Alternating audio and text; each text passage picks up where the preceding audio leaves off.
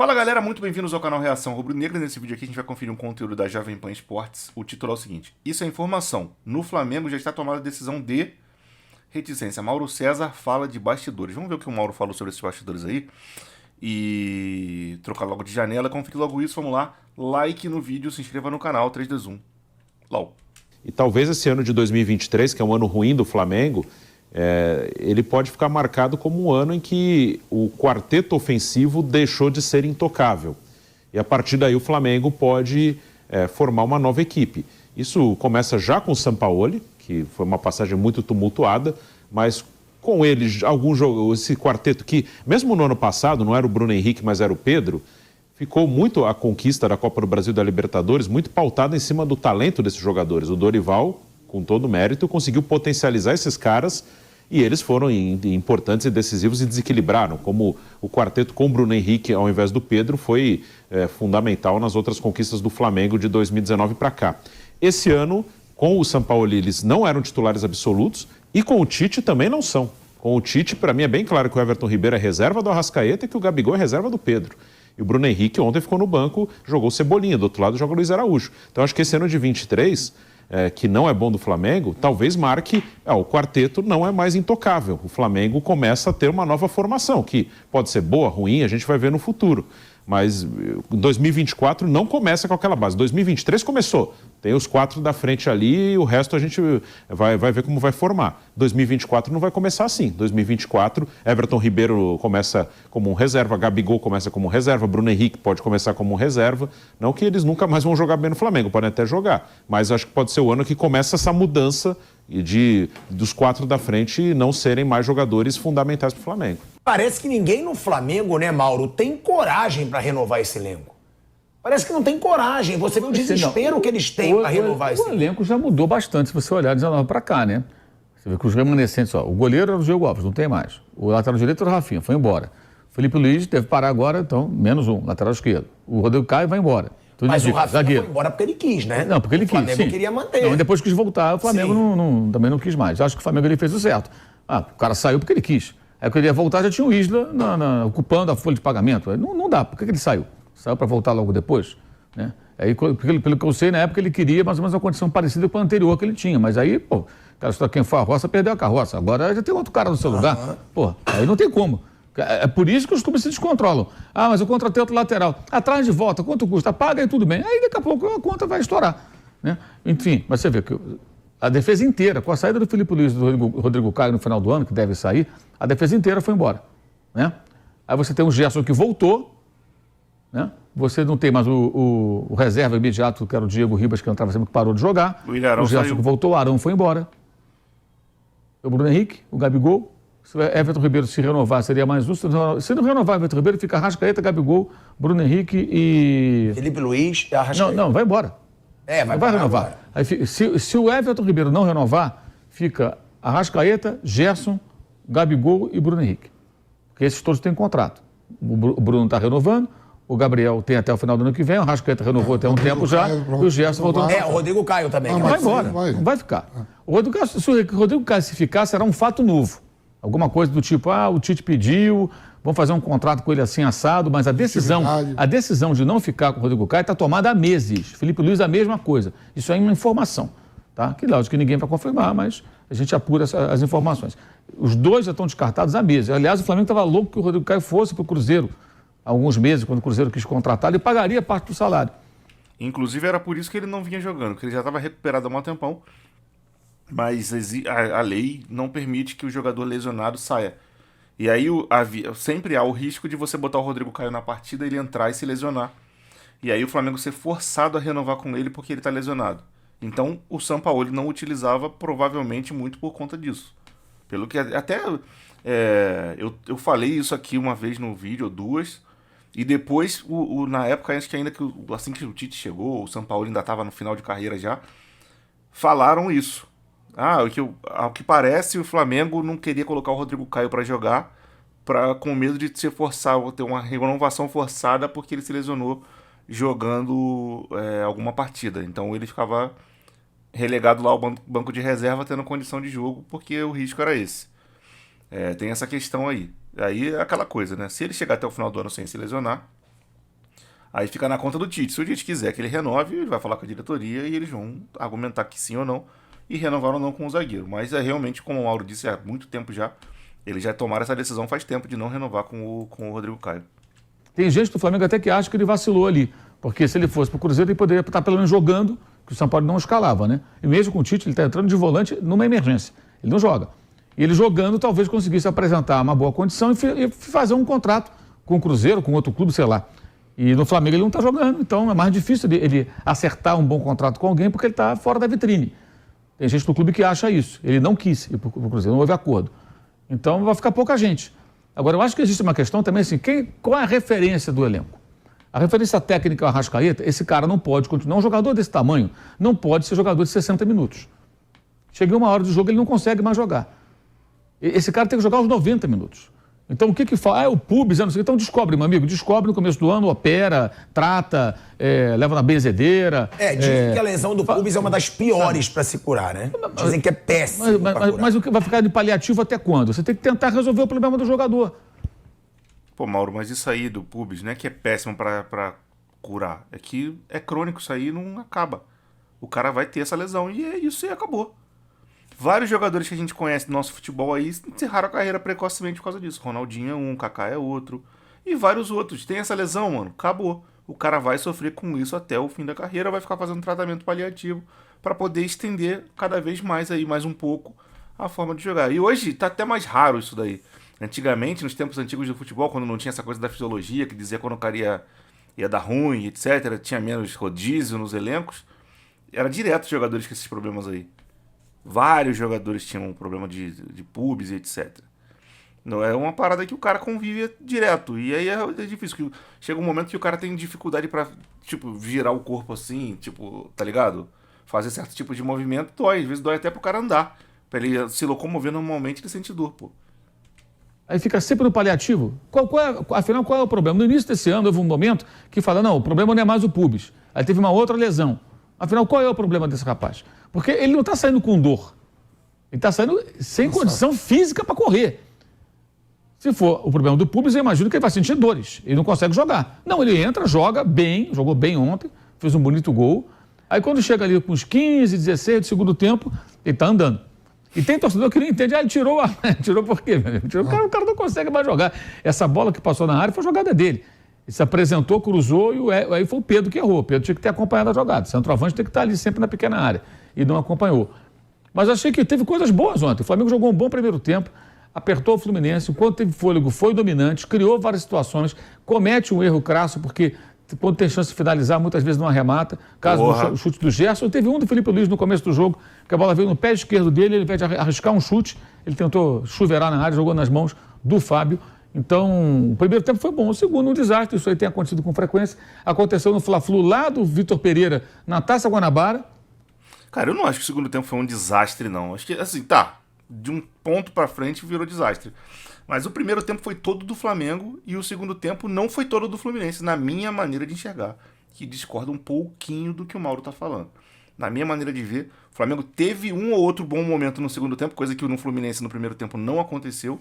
Foi um time que foi bem dominado pelo Flamengo. O Flamengo jogou um excelente futebol no primeiro tempo.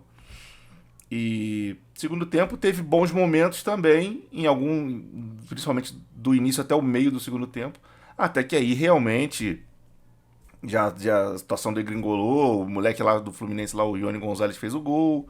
E aí a coisa foi indo, os jogadores cansando. O Tite não teve discernimento para observar que o Fluminense... O Fernando Diniz foi inteligente. Ele percebeu que o Flamengo teve um jogo desgastante contra o Palmeiras no meio de semana. Um jogo complicado, que o Flamengo realmente deu sangue ali para poder vencer o Palmeiras 3-0, um grande jogo. E ele entendeu que os jogadores do Flamengo não estavam no seu 100% e iam pregar. E aí o que ele fez? Ele, no meio tempo, promoveu algumas mudanças para botar correria para cima do Flamengo. E o Tite demorou a perceber isso. Quando ele percebeu, já era tarde demais. Se ele tivesse percebido isso, sei lá, com 5 minutos do segundo tempo, já tivesse promovido mudanças para contra-atacar isso daí, talvez a gente tivesse conseguido sair com 1-0 ou até ampliado o placar, quem sabe. Não foi o caso, ele não percebeu. Quando ele percebeu, já era tarde demais, já estava 1-1. E aí, cara, do meio para frente do segundo tempo, foi só realmente isso, só desgraça. E aconteceu de novo agora. Você vê que o ano inteiro é assim. E eu acho que isso se deve muito, claro, os jogadores têm lá a sua responsabilidade, mas é muito pela bagunça do departamento de futebol. Gol desse cara, gol cagadaço. Para efeito do campeonato, tem uma coisa que é curiosa. O Flamengo entrou em campo ontem precisando vencer, como tem que vencer todos os jogos. Mas ele não dependia só dele, não depende só dele.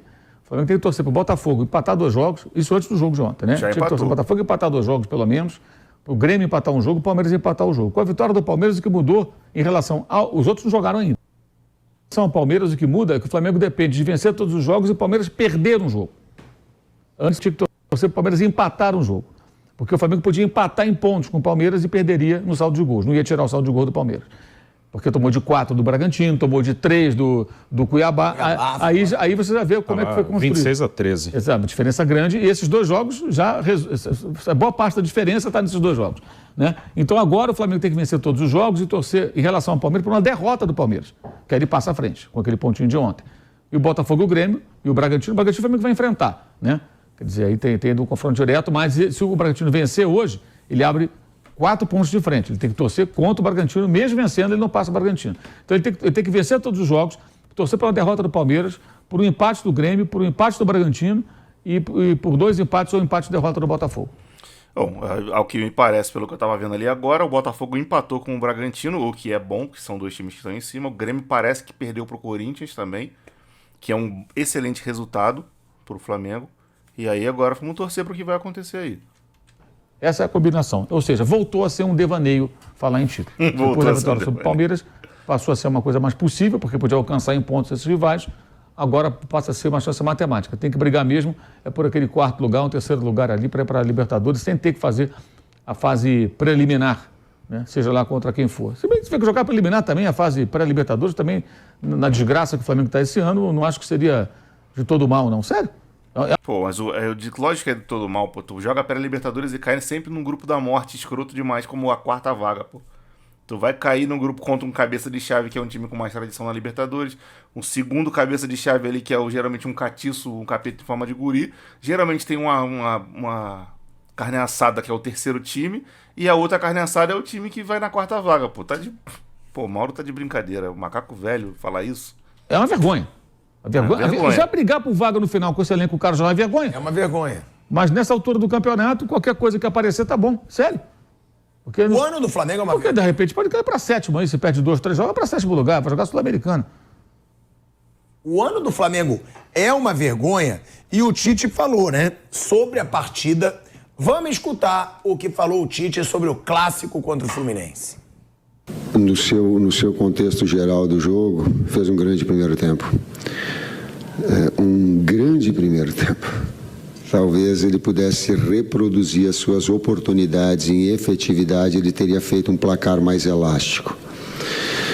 Em jogos com essa grandeza, é inevitável momentos que o adversário também domine pela qualidade que tem e pela grandeza. Hoje estavam em campo no Fla-Flu os 2 últimos campeões da Libertadores. Isso é muito.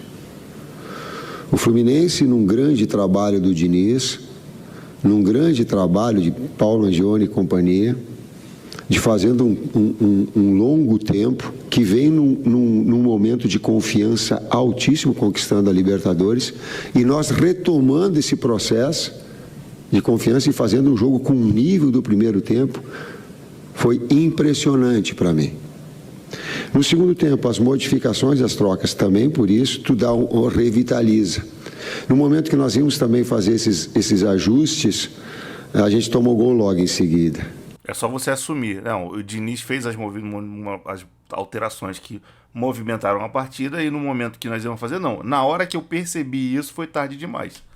Ele só percebeu isso quando já era tarde demais.